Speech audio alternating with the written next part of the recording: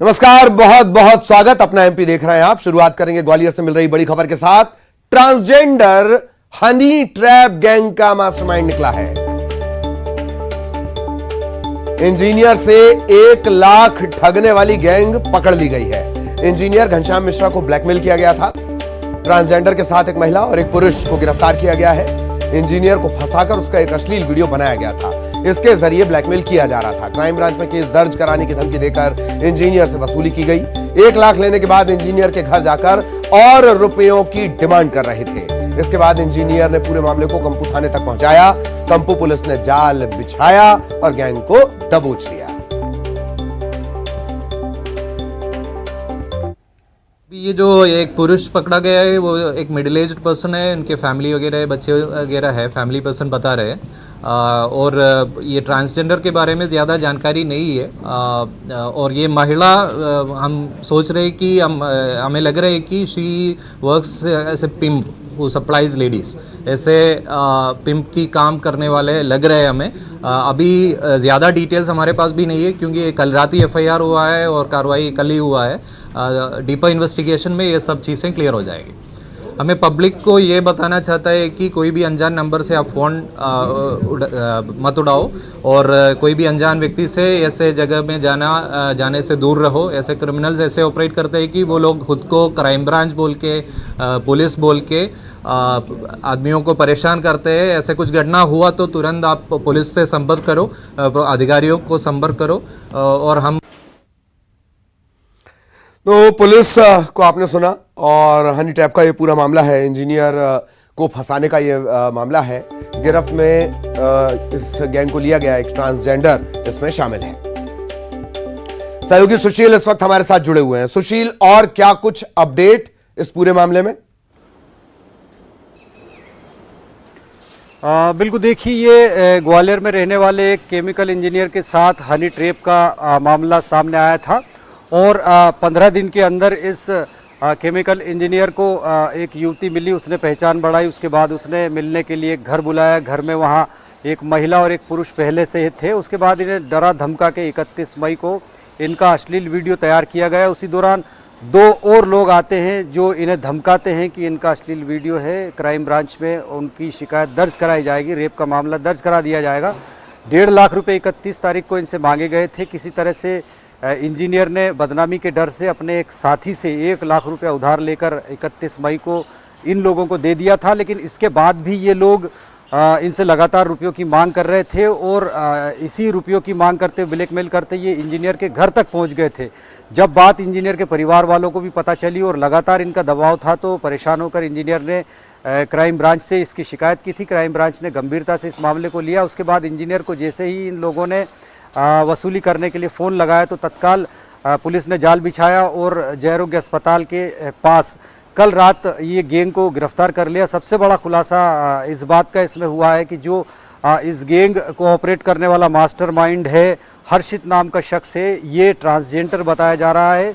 ये लड़का बना है, इस तरह की जानकारी पुलिस ने इसमें दी है। इसके अलावा 2 और इनके साथी थे, अरविंद गुप्ता और उर्मिला प्रजापति नाम की। ये 3 लोगों की इसमें गिरफ्तारी की है। क्राइम ब्रांच ने तीनों से पूछताछ कर रही है कि इन्होंने अभी तक कितने लोगों को ठगा है। लेकिन कहीं ना कहीं ये गैंग और भी लोगों को निशाना बना चुकी है। इस तरह की पुलिस को पूरी आशंका है और यही वजह है कि थोड़ी देर बाद इस पूरी गैंग को ग्वालियर कोर्ट में पेश किया जाएगा। वहां से इनका रिमांड लिया जाएगा क्योंकि पुलिस अब इनसे और पूछताछ करेगी। इनकी मोडस ऑपरेंडी किस तरह की थी वो पूछताछ करेगी और इनके जो मोबाइल के डाटा है उन डाटा के लिए भी मोबाइल इनके जब्त किए गए हैं ताकि और भी इनके द्वारा की गई वारदातों का खुलासा हो पाए। लेकिन एक बड़ी गैंग पुलिस के हाथ लगी है जो हनी ट्रैप हुस्न का जाल दिखाकर जो हाई प्रोफाइल लोग हैं, बड़े बिजनेसमैन हैं या फिर बड़े अधिकारी हैं, उनको फंसाने का काम करती थी और फिर उनके अश्लील वीडियो तैयार करके ब्लैकमेलिंग का ये काम करती थी। तो अब पुलिस जो है इस गैंग के गिरफ्त में आने के बाद बड़ी कामयाबी मान रही है और इस गैंग से पूछताछ के लिए अभी कोर्ट में पेश किया जा रहा है। चलिए, बहुत बहुत धन्यवाद सुशील आपका इस तमाम जानकारी के लिए। सहयोगी सुशील विस्तार से जानकारी इस पूरे मामले को लेकर दे रहे थे। और अब बात सृष्टि की। सीहोर से बड़ा अपडेट आपको बता दें, सृष्टि को बचाने के लिए ऑपरेशन जारी है और अब रोबोटिक्स की मदद ली जा रही है। मतलब रोबोटिक आर्म्स के जरिए, हाथ के जरिए रेस्क्यू की कोशिश है। 100 फीट पर पानी और कीचड़ है, इसके चलते परेशानी है। पानी का सिलसिला 50 फीट से ही शुरू हो जा रहा है। 100 फीट पर पानी और कीचड़ और ज्यादा है। गुजरात से महेश अहीर पहुंचे हुए हैं और रोबोटिक के जरिए इस रेस्क्यू में लगे हुए हैं। हालांकि सेना, एनडीआरएफ, एसडीआरएफ वो भी लगी हुई है। कीचड़ के चलते ऑपरेशन को 3 बार रोकना पड़ा है। पानी और कीचड़ के चलते ऑपरेशन को 3 बार रोकना पड़ा है। मदद दिल्ली से भी मांगी गई थी, मुंबई से भी मांगी गई थी। गुजरात की टीम सबसे पहले पहुंची।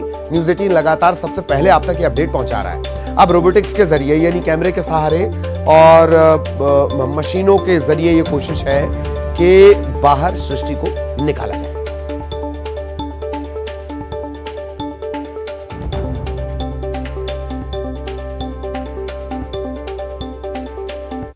किया है, लेकिन उतनी सफलता हाथ नहीं लगी। तो पूरी रात ये जो मैनुअल डिगिंग पैरेलल चल रही है वो चली है, आप लोगों ने भी देखा है।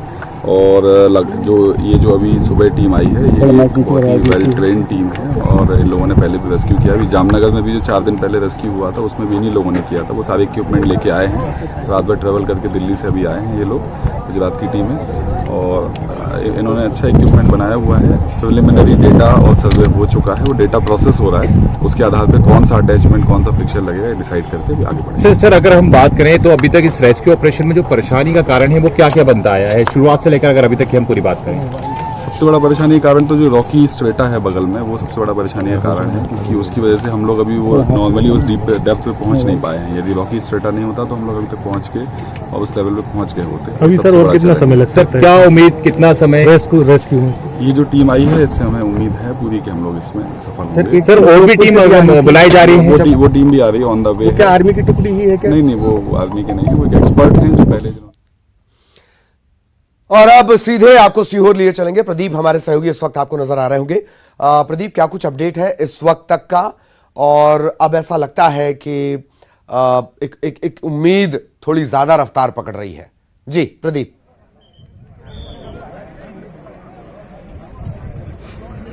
ललित, उम्मीद की किरणें लगातार बनी हुई, लेकिन भाग्य जो है थोड़ा सा उसमें दुर्भाग्य शामिल हो रहा है, क्योंकि जो गुजरात से रोबोटिक कैमरे के जो एक्सपर्ट यहाँ पर आए थे, अभी तक उन्होंने सूखे बोर से इस तरह के रेस्क्यू किए हैं। लेकिन यहाँ क्या है, 100 फीट के बाद में पानी, और पानी के अंदर बार बार जिस तरह से अंदर डाला गया कैमरा, उससे पानी का बचाने से वो पानी कीचड़ में तब्दील हुआ, तो उसके कैमरे पर कीचड़ आने से 3 बार लगातार ये ऑपरेशन बाधित हुआ है। जैसा कि आप ठीक मेरे पीछे देख रहे हैं इस समय, लेकिन पूरे मनोयोग से भारतीय सेना हो, एनडीआरएफ, एसडीआरएफ हो, संयुक्त रूप से वो लगातार प्रभावी रूप से कार्रवाई कर रहे हैं। सभी की इच्छा यह है कि बहुत शीघ्रता की सृष्टि बाहर आए। अभी हाल ही में प्रशासन ने फिर व्यवस्था करी है, जो बोरिंग बेल होती है उसकी मशीन बुलाई गई है। मैं दिखाना चाहता हूं, पीछे आपको बोरिंग बेल की मशीन लगी है, उससे हाइड्रोलिक प्रेशर देना चाह रहे हैं, ताकि ललित प्रेशर के माध्यम से जो पानी है वो थोड़ा सा नीचे बैठे और ताकि जो बच्ची है उसको वो रेस्क्यू कर सके।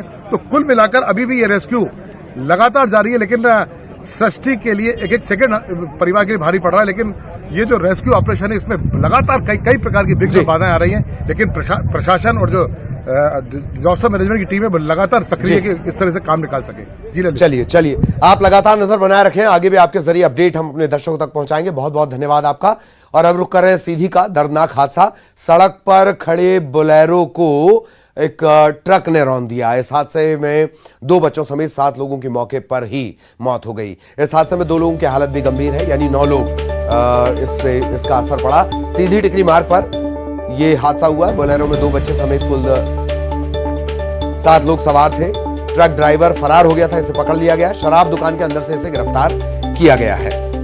7 लोगों की मौके पर मौत हो गई है, 2 बच्चे इसमें शामिल हैं। 2 से 3 लोग 2 लोगों की हालत गंभीर बताई जा रही है।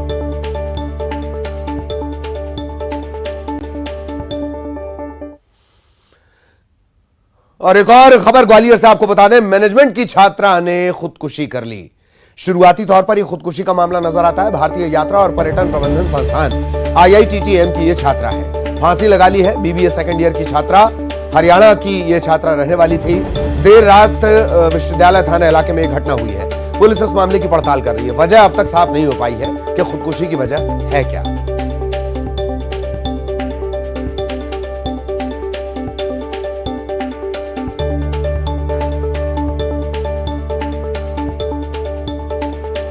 विश्वविद्यालय थाना क्षेत्र का यह पूरा मामला है।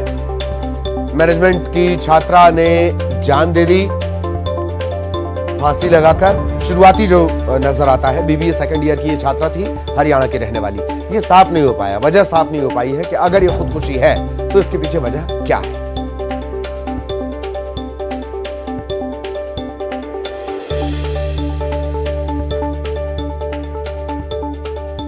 तो ग्वालियर से ये बड़ी खबर, मैनेजमेंट की छात्रा भारतीय यात्रा और पर्यटन प्रबंधन संस्थान यानी IITTM, यहां पर सेकेंड ईयर में ये छात्रा थी। इधर मध्य प्रदेश में कई शहरों से आग के कहर की तस्वीरें सामने आई हैं। अलग अलग जगहों की तस्वीरें हम आपको दिखाते हैं। एक तस्वीर उज्जैन की, एक तस्वीर इंदौर हाईवे की। आग की अलग अलग ये तस्वीरें हैं। पहली तस्वीर उज्जैन, जहां इंदौर हाईवे पर चलते ट्रक में आग लग गई। ड्राइवर और क्लीनर ने किसी तरह कूदकर अपनी जान बचाई। एक तस्वीर धार की भी, यहां पर कार में आग लग गई। समय रहते कार सवार 2 युवकों ने अपनी जान बचाई। श्योपुर में चाय की गुमटी में आग लगी। न सिर्फ आग लगी बल्कि आग लगने के बाद गैस सिलेंडर में धमाका हुआ। चारों तरफ अफरा तफरी मच गई। हालांकि किसी तरह की जनहानि की खबर नहीं है।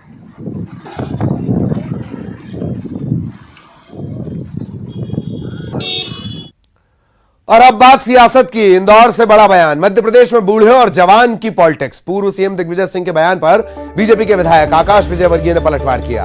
आकाश विजयवर्गीय ने अपने पिता और बीजेपी के महासचिव कैलाश विजयवर्गीय को बताया फिट। यह भी कहा कि हर दिन उनके पिता कैलाश विजयवर्गीय व्यायाम करते हैं। दिग्विजय सिंह और कैलाश विजयवर्गीय के बीच हुई रेस तो विजयवर्गीय की जीत होगी, यानी कैलाश विजयवर्गीय की, उनके पिता की जीत होगी।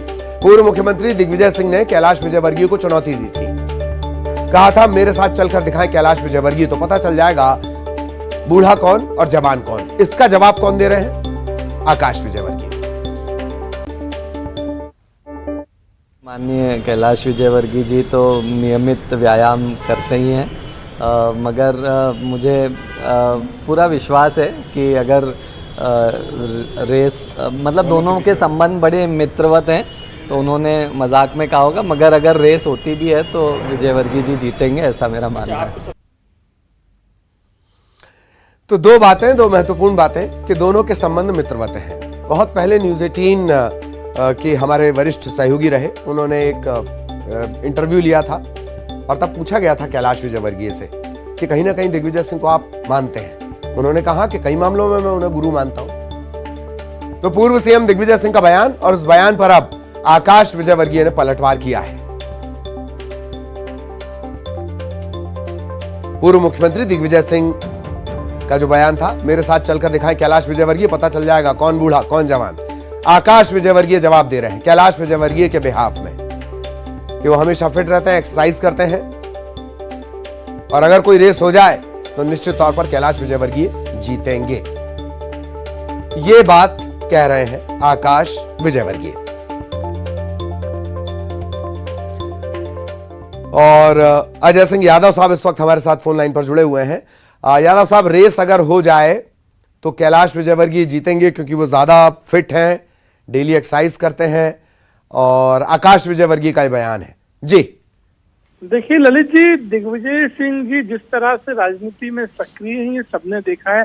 3,500 किलोमीटर की नर्मदा परिक्रमा दिग्विजय सिंह जी ने करी है। अगर कैलाश विजयवर्गीय जी को लगता है कि वो उतने फिट हैं तो वो भी 3,500 किलोमीटर की नर्मदा परिक्रमा कर लें, तो पता चल जाएगा कि उनकी किस तरह की फिजिकल फिटनेस है। हालांकि भारतीय जनता पार्टी के नेता जब कांग्रेस के नेताओं की उम्र पे सवाल उठाते हैं और उनकी क्षमताओं को उम्र से गिनते हैं, उस समय भाजपा के नेता नहीं गिनते हैं इस बात को, लेकिन जब अपनी पार्टी पे बात आती है तो भाजपा के नेता बौखला जाते हैं, घबरा जाते हैं। राजनीति में हमेशा नेताओं की किस तरह की कार्य क्षमता है वो देखी जाना चाहिए। इस तरह की परंपरा भाजपा ने ही प्रारंभ करी है, तो इस तरह की परंपरा से ना भागे, नर्मदा परिक्रमा करके आए कैलाश विजयवर्गीय जी, हम भी देख लेंगे उनकी फिटनेस। जी, तो आकाश विजयवर्गीय के बयान को आप कैसे देख रहे हैं कि चूंकि बयान पर बयान देना है इस वजह से आ गया, हालांकि वो ये भी बोल रहे हैं कि बड़े मित्रवत संबंध है दोनों के। देखिए, मैंने तो आपसे पहले ही कहा, आकाश विजयवर्गीय जी अगर इस चीज को चुनौती मानते हैं कि वो फिटनेस की चुनौती स्वीकार कर रहे हैं, तो दिग्विजय सिंह जी तो सार्वजनिक तौर पे 4 साल पहले 3,500 किलोमीटर की पैदल पद यात्रा कर चुके हैं। राहुल जी की भारत जोड़ो यात्रा में भी अधिकांश समय पैदल चले हैं। तो कैलाश विजयवर्गीय जी एक आध बार नर्मदा परिक्रमा कर लें 6 महीने की, तो पता चल जाएगा कि वो दिग्विजय सिंह जी के समान फिट हैं। इसके अलावा तो और कोई पैमाना हो नहीं सकता है फिटनेस नापने का। लेकिन कांग्रेस पार्टी मानती है कि नेताओं के मामले में उनके कार्यों को और सार्वजनिक जीवन में जो सक्रियता है उसको आधार मानना चाहिए। इस तरह की चीजें भाजपा के नेताओं ने ही प्रारंभ करी हैं और आज वो उन्हीं के लिए भारी पड़ रही हैं। जी जी। और क्या एक बात और है अजय सिंह जी कि लगातार दिग्विजय सिंह पर हमले, भले ही वो ये कह दें कि मैं कैंपेनिंग में नहीं जाऊंगा, वो नाराज कर दें कार्यकर्ताओं को, वो नाराजगी निकाल दें, पर हमला उन्हीं पर होता है। कुछ एक लोग तो उन पर ही हमला करने के लिए आते हैं। देखिए ललित जी, जिस तरह से मध्य प्रदेश का राजनीतिक माहौल है और लगातार सर्वे रिपोर्ट्स और सभी तरह की रिपोर्ट्स आ रही हैं, भाजपा का लगातार ग्राफ गिर रहा है। जनवरी में जहां 60-70 सीटें भाजपा की सर्वे बताते थे, अब 50 सीटों से भी ज्यादा कोई नाम नहीं ले रहा है। तो कमलनाथ जी और दिग्विजय सिंह जी का जो नेतृत्व है वो भाजपा के ऊपर भारी पड़ रहा है। इसलिए चाहे कमलनाथ जी हो या दिग्विजय सिंह जी हो, दोनों नेताओं पे केवल ठीक अजय जी, मैं आपको रोक रहा हूं। कोशिश हमारी लगातार ये थी कि बीजेपी का भी ये रिएक्शन मिले और कोई ये चुनौती स्वीकार करे कि वो भी नर्मदा परिक्रमा करेगा। बहुत बहुत धन्यवाद आपका। सिवनी से बड़ी खबर मिल रही है। दिन दहाड़े सड़क पार करता एक बाघ नजर आया है और राहगीरों की जाहिर तौर पर सांस थम जाएगी। पेंच टाइगर रिजर्व के खवासा मार्ग का ये वीडियो बताया जा रहा है। राहगीरों ने ये वीडियो बनाया और अब ये लगातार वीडियो वायरल हो रहा है। सिवनी से बड़ी खबर, दिन दहाड़े सड़क पार करता नजर आया बाघ। हालांकि बाघ के लिए क्या दिन दहाड़े और क्या रात दहाड़े, वो उसकी टेरिटरी है जिसमें आम आदमी कभी पर्यटक बनकर घुसता है तो कभी शिकारी बनकर।